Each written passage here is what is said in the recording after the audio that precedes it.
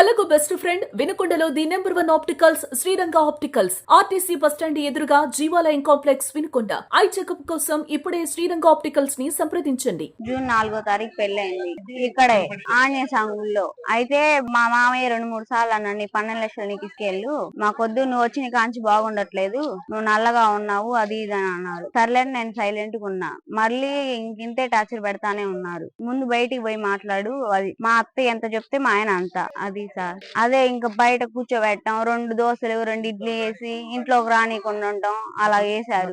ఈ అమ్మాయిని జూన్ 4వ తారీఖు పెళ్లి చేశారండి. ఆ రోజు నుంచి ఈ అమ్మాయిని ఇక్కడే ఉంచాము. పెళ్లి చూపులకు తీసుకొచ్చినప్పుడు నలుగురు వచ్చి మాట్లాడినప్పుడు ఆపదైనప్పుడు అందరు వచ్చారు. మేము స్టేషన్ కాడికి వెళ్ళి ఇట్లా చేస్తున్నారు, ఈ అమ్మాయికి అన్నం పెట్టకుండా 2 రోజులు ఉంచేసరికి బీపీ డౌన్ అయి పడిపోయింది. అమ్మాయి వాళ్ళ నాన్నకి ఫోన్ చేసి, నాన్న నాకు అన్నం పెట్టట్లేదు, ఇలా చేశారు నన్ను, నాకు బాగలేదు, నేను చచ్చిపోతా అని చెప్పగానే ఆయన ఇంటికాడ ఉన్నోడు కూడా బండేసుకొచ్చి బొప్పూడి నాగేశ్వర హాస్పిటల్ తీసుకెళ్లి చూపించి టాబ్లెట్లు ఇచ్చి పంపించాడు. తీసుకొచ్చి వదిలిపెట్టిపోతే, మీ అమ్మాయి నువ్వు తీసుకెళ్ళు, నా తాళి పొట్టు నా ఉంగరం తీసుకొచ్చి ఆడ పెట్టు, మేము మాత్రం మాకు అవసరం లేదు, ఈ అమ్మాయి నువ్వు తీసాపో, నల్లగా ఉంది, ఇది వచ్చిన కాంచి మాకు కలిసి రావట్లేదు, ఈ అమ్మాయి పుట్టిన పిల్లలు కూడా నల్లగా ఉంటే మేము ఎత్తుకోమని అత్త అల్లుడు, అత్తను వాళ్ళ ఆయన వాళ్ళ మామ టార్చర్ పెడుతున్నారు. బట్టలు ఉతకడానికి బట్టలు నువ్వు ఉతుక్కో, మేము ఉతుక్కుంటా, మగవాళ్ళకి నీకు ఉతకడం చేత కాదు, వాళ్ళు 2 రోజులు వేసుకుంటారని చెప్పారు.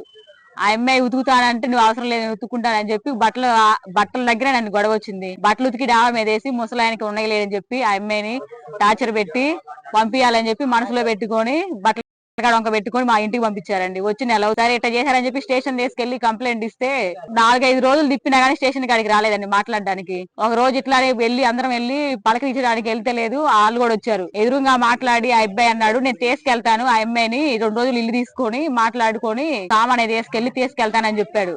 మళ్ళీ ఇంటికి వచ్చిన తర్వాత వాళ్ళ అమ్మ వాళ్ళ నాన్న మాటలిని పెద్ద మనుషులు పోలీసులు మమ్మల్ని బెదిరించారు, అందుకని నేను తీసుకుపోతానన్నా, లేకపోతే నాకు ఆ అమ్మాయి అంటే ఇష్టం లేదు అని చెప్పాడు. కానీ మా బావ ఆ అమ్మాయి కోసం 2 ఎకరాల పొలం అమ్మి 12 లక్షలు కట్నం ఇచ్చి బంగారం 10 సెవరులు బంగారం ఇచ్చాడండి. కానీ వీళ్ళు మాకు అవసరం లేదు, మాకు ఎమ్మెల్యే తెలుసు, వాళ్ళు తెలుసు, వీళ్ళు తెలుసు, పెద్దోళ్ళు, మమ్మల్ని ఎవరు కోట్లాస్తుందని మమ్మల్ని బెదిరించారు. సరే అట్టయితే అట్టయితే వీళ్ళు దారికి రావట్లేదని చెప్పి వాళ్ళ అమ్మాయిని తీసుకొని వదిలిపెట్టడానికి వస్తే వాళ్ళ అత్త తిట్టి జుట్టు పట్టుకొని బయటికి లాగి తాళాలేసి మమ్మల్ని బయట కూర్చోబెట్టారండి. నువ్వేమి ఇంటికి వచ్చి బంగారు కనుకులు ఏం చేసి రాలేదు, నా కోట్లాస్తుంది, నువ్వు ఇచ్చిన నా కాలు కొట్టికి కూడా సరిపోవని చెప్పి మమ్మల్ని వదిలిపెట్టడానికి వచ్చిన వాళ్ళు కూడా చండాలంగా తిట్టి మమ్మల్ని బయట కూర్చోబెట్టారు. ఆ అమ్మాయిని మాత్రం టార్చర్ పెట్టి ఆ అమ్మాయికి 2 నెలలు డేట్ రాపోయినా గానీ నువ్వు ప్రెగ్నెంట్ వి అది ఇది అని చెప్పి హింసించి, నీకు పిల్లలు పుడితే నల్లగా ఉన్నావు, నీ పిల్లల్ని మేము ఎత్తుకోము అని అలాగో టార్చర్ పెట్టారండి. ఆ అమ్మాయి చివరికి మాకు ఏదో ఒకటి చేయండి, మీకు ఇష్టమైతే ఉంచుకోండి, లేకపోతే మా తెప్పలు మేము పడదామంటే, అలా కాదు, మేము కోర్టులో తేల్చుకుంటాము, మాకు మాత్రం ఆ అబ్బాయి కావాలి, ఆ అమ్మాయి మాత్రం నా భర్త నేను ఉంటాను అని చెప్తుంది. మీరు మాత్రం న్యాయం చేసి ఆ అమ్మాయికి ఏదో ఒకటి చేయండి, ఇంకా వాళ్ళ సంసారానికి మాత్రం కాపాడండి మీరు.